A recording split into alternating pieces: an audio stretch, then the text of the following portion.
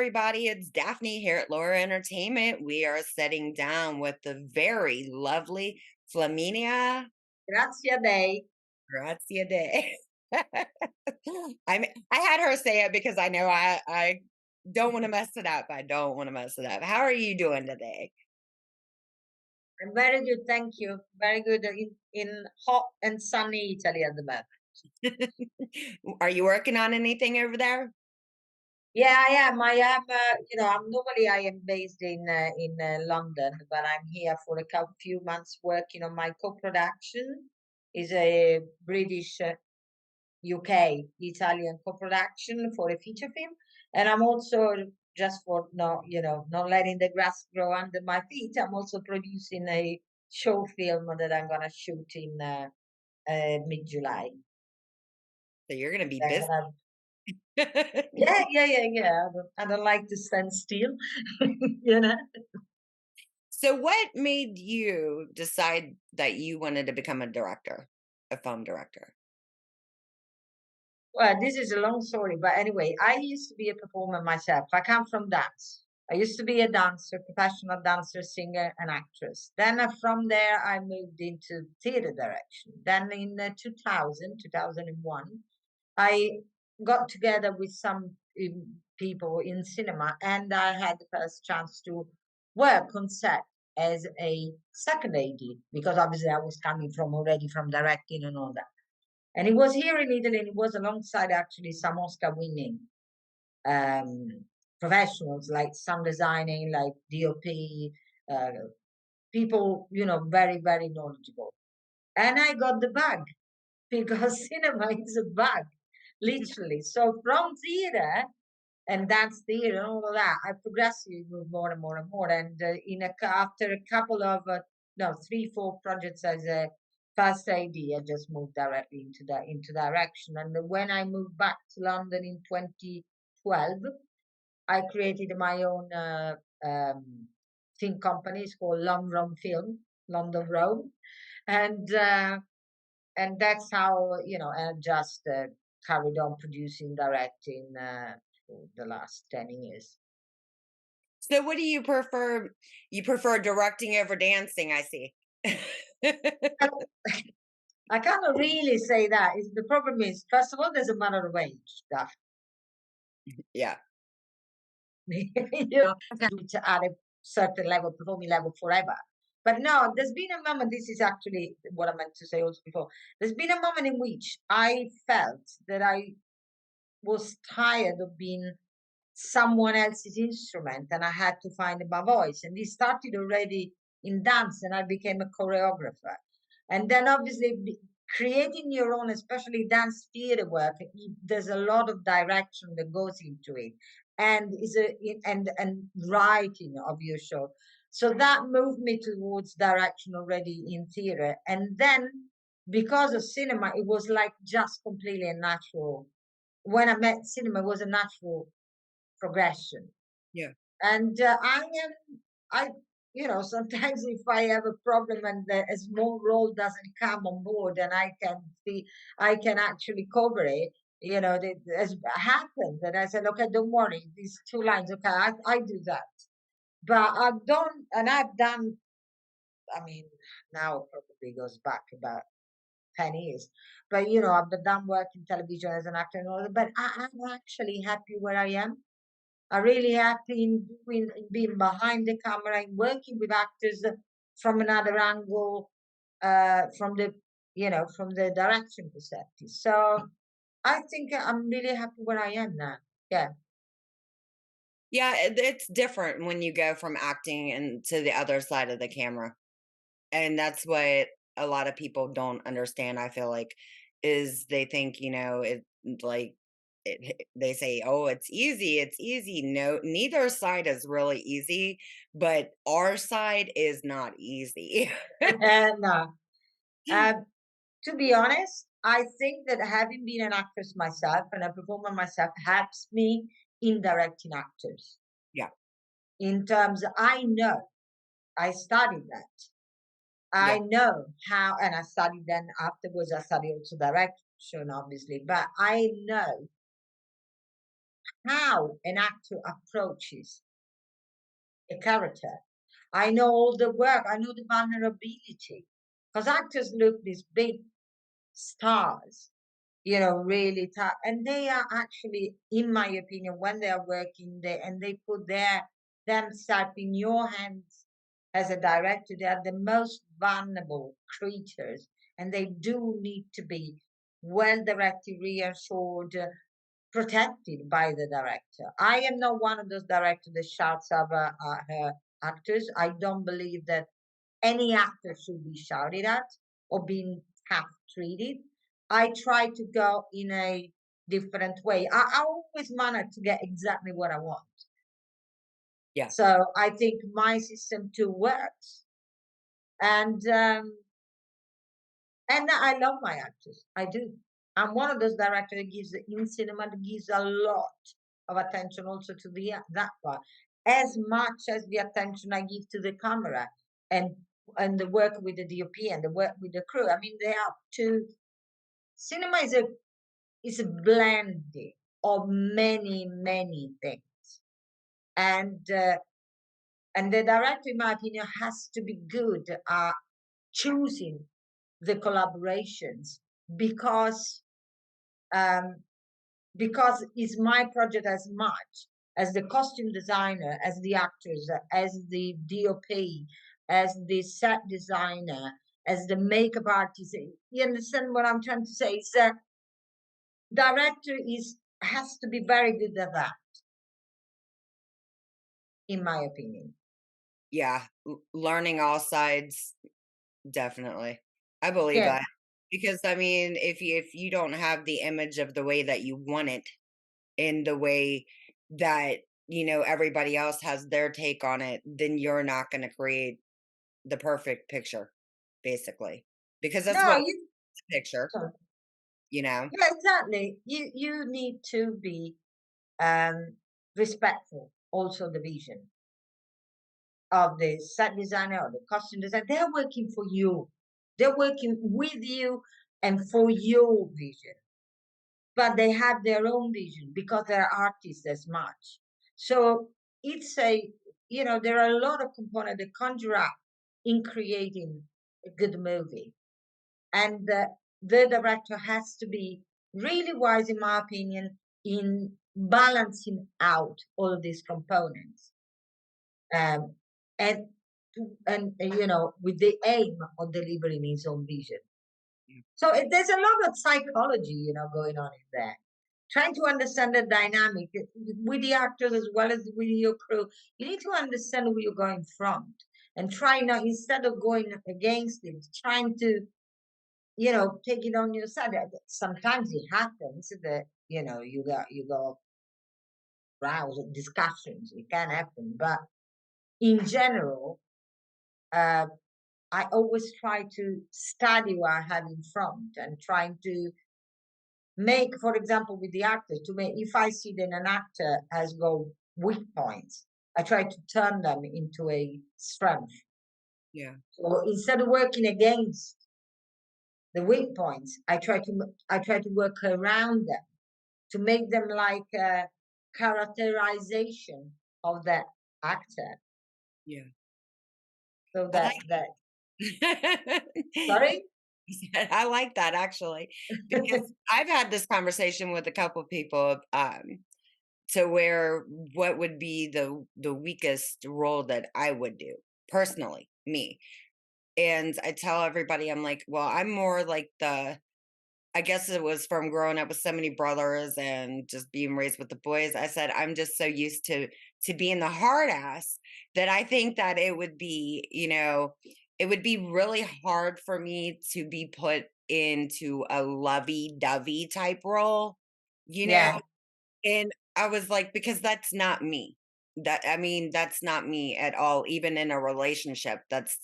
I mean, there's a lovey-dovey part, but it's not the part where it should be like a Hallmark moment, in every because real couples, they fight, they argue, they pretty much want to wring each other's freaking necks, you know what I mean? So I don't see, like, I don't think I could pull that off. to be believable. I mean, who knows? I might be able to, but that part, but as far as doing like the hardcore parts, like cops and stuff, I mean, I was trained, I was going to be a police officer anyway. But I mean, it's just stuff like that I believe I could do. But as far as the lovey-dovey things, I don't know.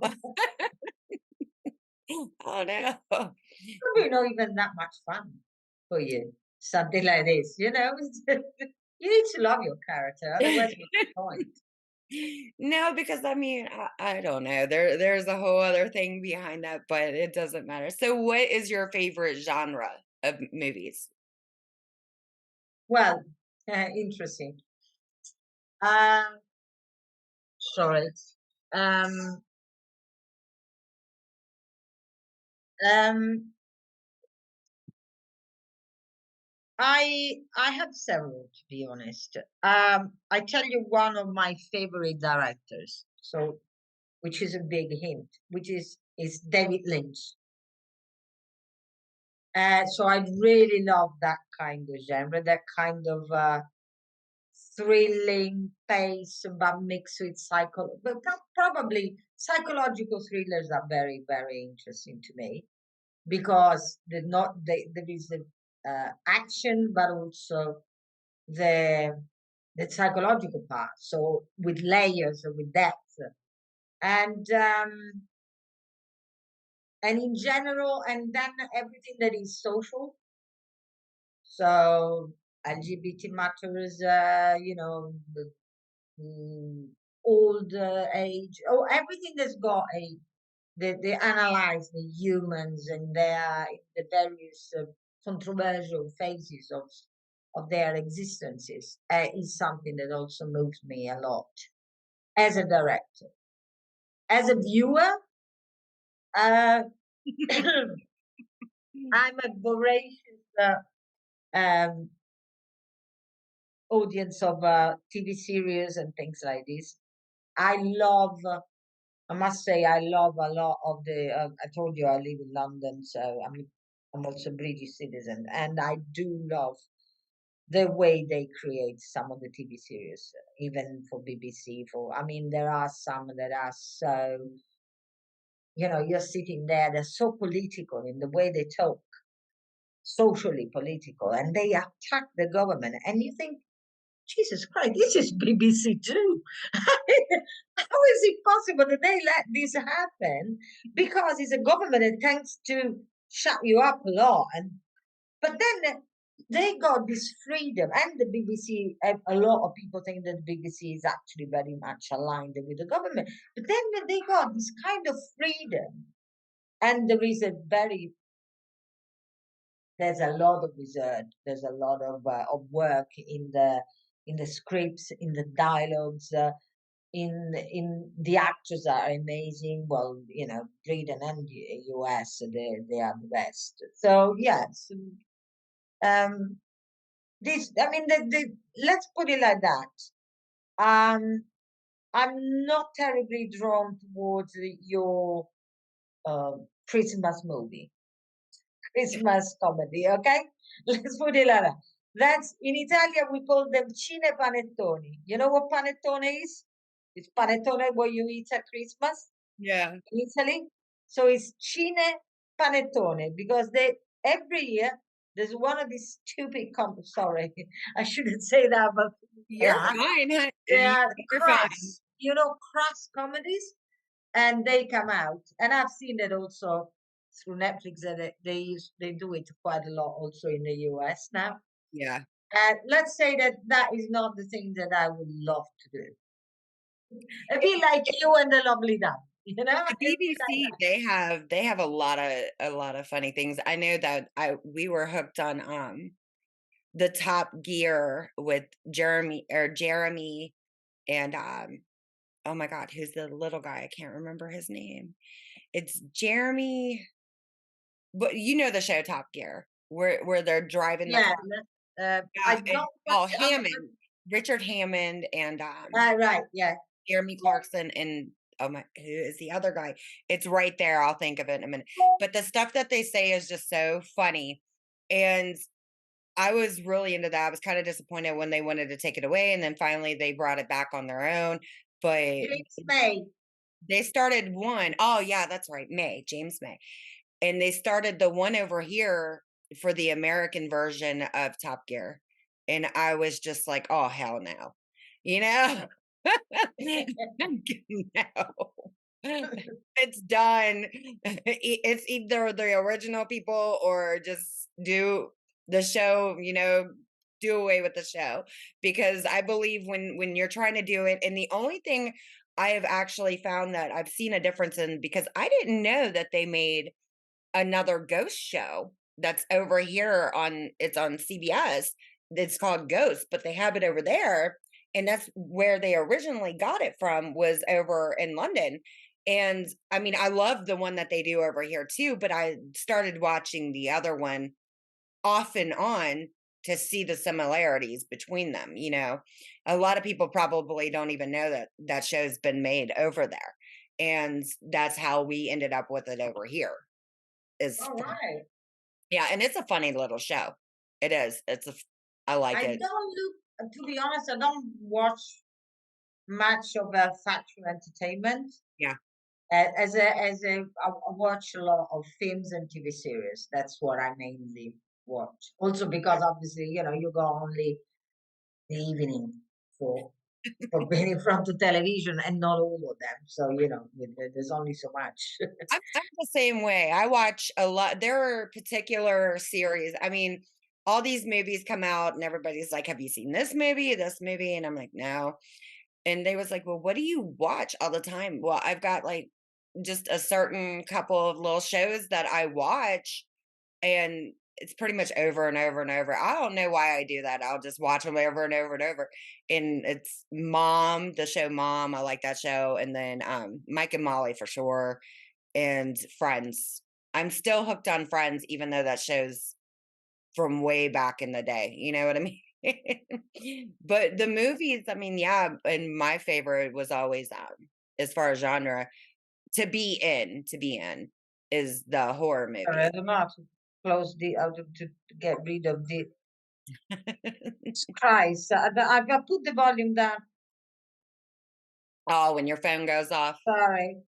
Oh, you're Non posso fine. rispondere adesso, sono in un'intervista, non posso. Ok. That's why I like doing the interviews here. I do put them up on all the other platforms, but the reason why I do them for the actual website is because it allows people to say whatever the hell they want to say.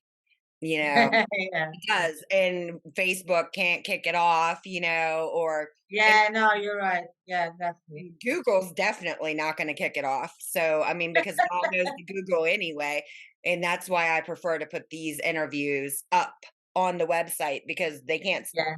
they can't, what are they gonna do? You know what I mean? And I Ah, don't yeah, yeah, yeah, you're right. You're dead well, I right. mean, there's a lot of people in this field, in our field, that don't wanna do interviews because they don't want to be ridiculed by the media, which that's what happens when they do those interviews. They ridicule them, and then they'll spin them and edit them to make it look like they said shit that they didn't. Where me, I'm just going to edit, a little tweaking, but nothing that has been said Yeah. ever No, gets I touched, know, and I then know, I put it I up, know. and that's it. Because, and that's why a lot of people are doing the interviews, because hey, everybody has an opinion, and that's where people need to start talking, you know, I about their agree. opinions. I totally agree. Seriously, I mean, because when you're not talking about your opinions, you know, then you've got conflict. And that's what starts it. People who go and spin stuff out and then ridicule other people, instead of just sitting down, Yeah. shutting up, and listening to what the hell they have to say. Yeah, I totally, totally, absolutely agree. You're 100%. Yeah. Yeah. So, do you have any funny stories from any of the projects you've ever worked on? What's the funniest thing that's ever happened to you on set? It's a thinker. Yeah, this is quite, I'm thinking. Well, there's one that went on we were on the feature film, and It was a low budget feature film, and we were staying in this. I was staying, but it was also part of our set. This gorgeous mansion in Wales, and in Wales, and it was a mansion of this very famous music group called Thin Lizzy's. It was Darren Wharton that was the leader of this, and it was like 1700, and he had photos with this. Um, he said that that place was haunted, and nobody obviously believed it. And I was actually sleeping in what it was called the captain room. So basically, I was opening the door and I was already on set. The door of my room, I wasn't set. You know, sometimes I was tripping over a cable or banging into a lamp and things like this. One night, I was there and I went to bed and I distinctively felt somebody sitting on my bed. Distinctively.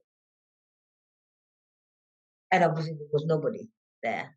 But you know when you feel the weight and the bed going down. I mean, I never felt something like that. So I just started to talk to this spirit, and every day, and you know, saying, I do believe in the relationship with with the people that they left us and things like this. So I knew it wasn't a bad one. So I just said, I started to talk to him and to tell him the story and all of that. And basically every night was reporting to this ghost. Every night saying, well, we've done, thank you, because this went really well. And I know that there was you that helped us out and da da da da. So this went on and on for like all the time that I was there. Every night I was having a conversation with my ghost. And that was quite amusing. Um, That's funny because that's something else that people don't believe in that. And the house that I live in right now, this house is haunted. It is. yeah, It is. And I I mean, hope haunted in a nice way. oh my goodness, I've got an EVP. I've been hit in the chest. I We did the flashlight thing that they do like on taps, Ghost Adventures and stuff like that, and it did it. And then in the EVP, I mean, it was getting so crazy to where I finally one night I was like, I demand to know your name. And it basically mocked me in the EVP. I was like, okay, that's cool. If you're not going to tell me who you are, I don't think I won't find out on my own, and I did. And I took a picture and I put it, this is the first time because this is what I tell everybody. I never, and I mean, this is true. I'm not that type of female that's going to take you know how women stand in the mirror and they take their little picture like this. Yeah, And you know what I no, mean? me neither. I've did that one time, and the one time I did it, the picture is so messed up, and everybody was like, "It looks photoshopped." I'm like, "Look, man, I swear to God, the shit is not photoshopped. If you think it's photoshopped, it's whatever. I don't really care what your opinion is. I know what it goes on in my house, and I know for a fact that's not me in that damn picture." You know what I Oh mean? wow. I did not touch this picture, and I'll put that over everything I love. And I mean, like the EVP, I've got it. I'll let you hear it when we get Oh gosh. I'll show you the picture too. But I had Yeah. a picture up on the internet, and there was because I was trying to find out what the hell was going on with me. And I've reached out to 3 churches, and this is the same thing I told another woman that was on the interview. They're basically like, "You're on your own," because they know. I'm like, "So, okay, whatever." I mean, it's haunted. A lot of people some people don't believe in the paranormal, some people do, and I'm sorry, I do, I always have, you I know? don't even call it paranormal, to be Yeah. honest. To me, it's just I don't believe that people finish. I'm not talking about God because I'm not religious. I'm not talking about anything like that. I just believe that there's something around us. Oh, you yeah, know? always, always, definitely. And And some people sometimes I see the signs. oh, I yeah. mean, that was definitely one, but I've seen signs, really real signs from my father that passed away just 1.5 years ago, from a very good friend of mine. I mean, seriously, I have seen signs, and I do believe in that a lot. But Oh, yeah. that's what I I mean, do. this is something that happened to me, recently because the whoever I think there's 3. There's 1 I can't put my foot on. I don't know who the hell it is. The other 2, I have a general idea of who's in the house, but, my Oh my brother God, you're overcrowded. my brother, he had passed away, in Ah, February, sorry. and Oh gosh. yeah, and I've actually and this is the messed up part about this house, I have heard the damn ghost talk. When I was up there painting, I was explaining to it was my daughter's boyfriend at the time what I was doing with the studio up there. And the thing was yelling in my ear about the damn TV because the TV was not on. You know what I mean? Oh And gosh. I guess apparently the ghost likes to watch Friends, so whatever. And it gets pissed off when I turn off the TV. So it was yelling in my ear, and he looked at me because I thought he thought I was crazy. And he was like, "Did you hear that?" I was like, "I was gonna ask you the same damn thing, was it crazy?" He was like, "Well," and it was just me and him here, and I was like, it sounded like, "It's right in my ear." He was like, "It sounded like it come from downstairs." I was like, "No, it didn't. It's right here. It's right there." And then recently, I heard, because of the way that my brother had passed away, I heard somebody standing, and I was the only one here, and I was laying down on the couch, and I hear, "Wake up. Just wake the fuck up." Like that. I wasn't sleeping, so I'm thinking, because I've got my brother and his ashes and everything, I've got everything here. And I'm beginning to wonder if he's not here now, because that would be something that would basically come out of him, you know, from the Yeah, way he had passed on. And I don't know. I mean, people can just not believe in it, whatever. But I know what goes on here. I know what goes yeah, on. exactly, You exactly. And that's all that matters, that is all that matters, and I mean, that mansion, that sounds like a hell of a place to go. Yeah. Oh God, it's amazing. It's amazing. Come over there and check that In one the out. 1700th century, Yeah. that's something else. Amazing. Oh, yeah, yeah. I'm There's dying also an old soul, the one that is there. Dracula's castle too, that's another place I wanna go. Yeah. Well, that might be a bit more scary. but- That's funny.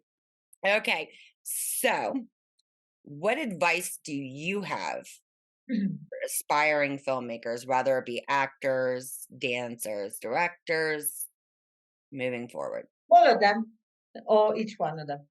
Okay. To younger filmmakers, my advice is don't cut corners.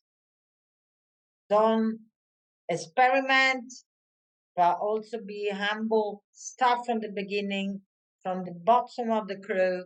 You have to be able to know how a crew works, because when you then arrive to have to handle a lot, hundreds of people, you need to know what the dynamics are. You need to be respectful of the roles. As a director, you need to know and give value to every single one until the very last of the assistants. So that would be my advice. And don't try not to be arrogant about your work Yeah, and too attached. We are constantly exposed because we put our vision out there, we put our work out there. This is what we do. It's a way of communicating, but sometimes it doesn't get through, or people don't like the way you have communicated that, or not even what you have communicated, and that's part of the job and part of the risk. This is definitely for the young filmmakers. For the screenwriters, no, for both directors and screenwriters. Another one that I have, and that is something I do care about too a lot, is being very careful about what you put out there. because with the possibility of talking to a lot of people comes a very strong responsibility. So the message, I always double check that what I am saying, it doesn't fall into something that I actually don't agree with. Yeah. You know, a stereotype of a character of a woman, because it's so sneaky, Daphne. The fact that we are constantly bombarded by something that, you know, it all, for example, something that doesn't respect uh, diversity and inclusion and all of these kind of things, because it's so sneaky. We have to keep very much aware, very much alert. It takes no time. You know, you got a script, it's just a line, and I normally when I see it's like, why that line was there? That line is horrendous. That line is really undermining the value of that character or that woman. Why? And I don't want to be the director that actually makes that mistake. Yeah. You know, to let something like that pass me. So again, always very careful. I'll tell you one story. Um, I was contacted for making a movie in which the body, there was a serial killer, but really bad, it was a butch lesbian woman. And I was like, why? Well, at least can we give her a reason Mm. for being, oh, no, I wanted the screenwriter was, no, really, I really wanted to be, you know, this big butch woman, so scary. And I was like, I'm not the right person. I'm either I find the reason why, but to just shove somebody, what are we trying to say? The lesbian women, butch, they're all bad and scary. Is this what we are trying to say? Because I don't agree with what we're saying then. Yeah. Differently, if she becomes that way because of a reason, because of a path in her life, like the film we were talking about before, that's a completely different story. Yeah. It's a development. That's I might even like the idea that she gets revenge. Do you understand what I'm trying to say? But to just shove somebody out there like that, and I turned down a film. I just turned it down. I said, no, I'm sorry, that's not me. I'm not gonna put something like that with no reason because you like to say that the butch lesbian women are bad and scary. No, I'm sorry, no. Yeah. I mean, seriously. People stereotype without even realizing, you know what I mean? Even when I agree with you on that completely. And when especially when they're writing it, you know, and that's the shit right there that really needs to stop, you know. Always double check any nuance, any subtitle, subtext, anything that, and this is also, I do it also, you know, as I write Mhm. also. So I do it all the time in the dialogues, in everything. It's like, wait, okay, you know, you always need to be sure that there's no, how can I say, there's no leeway for misunderstanding Mhm. or for ambiguity, in my opinion. Yeah. Then metaphor, yes, is a completely different story. Giving a hint without resolving it, that's fine. But if I am saying something that actually is ambiguous and people can say, recently I was writing this thing, and I was writing a line about this is the story of this woman that spent the last few days of her life in a bed, but in reality she's on stage performing, which is something that she would always have wanted to have done. It's actually something that happened to me. I saw this woman doing something with her. It was my mother-in-law. Something with her hands, and I saw where she was, and thought, Jesus, she's on stage. She's finally where she always wanted to be. So I created this short film about this. And I wrote a line because obviously you need to give some, it's very metaphorical. There's a lot of dance. One of the languages is dance. So um, I thought, well, and I wrote this line. I said something like, you know, I'm finally here. I always belong to this wooden floor. To you watching me, and a very good friend of mine, very very. and she's an actress too. Very, very talented woman. She said there's something not right in that line. And I was like, do you mean there could be voyeuristic, or do you mean that what I am that line implies is that we are on stage for being watched? So there's something about showing off. And she said, no, I think the second one is correct. I had to correct it straight away. Do you understand what I'm saying? I didn't notice it there and then. But when someone reading it told me, gave me this heads up, I went to that completely, not something different. It needed nothing to just be changed.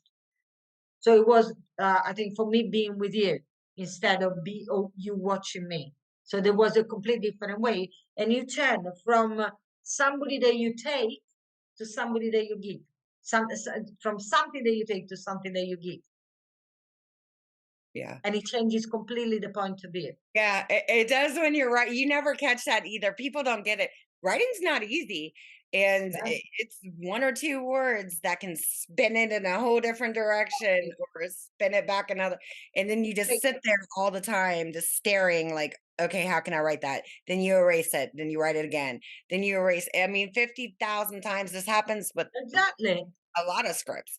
A lot. And it's so irritating even when I'm doing like the articles and I'm writing them, I will sit there and stare, because normally I'll just take everybody's the way they word it and edit, everything. And I'm staring like, okay, how, and it's at least 15 minutes of me staring to figure out how are we going to put this and make it better. You know what I mean?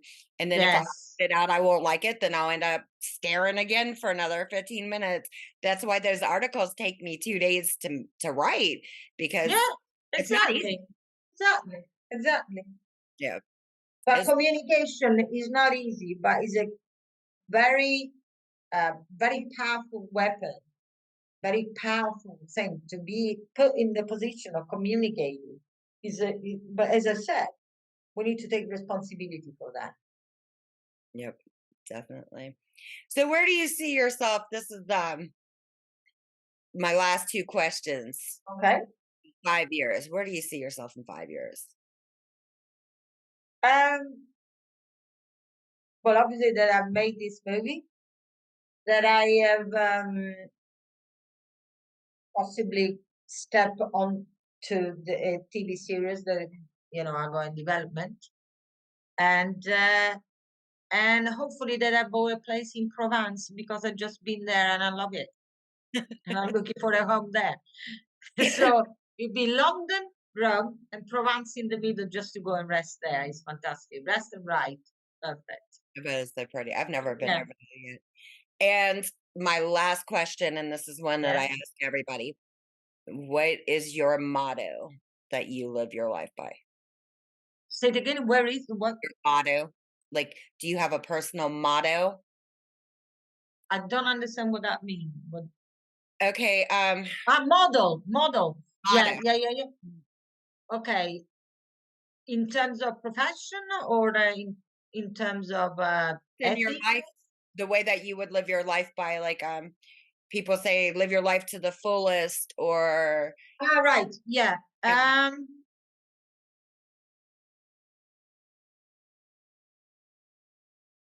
My model is to stay tuned with my life and to try to understand all the time what my life is telling me and the direction that is pushing me towards, because I believe the life is very intelligent, much more than what we are. So that's my model. Follow my life. There you and go. Listen to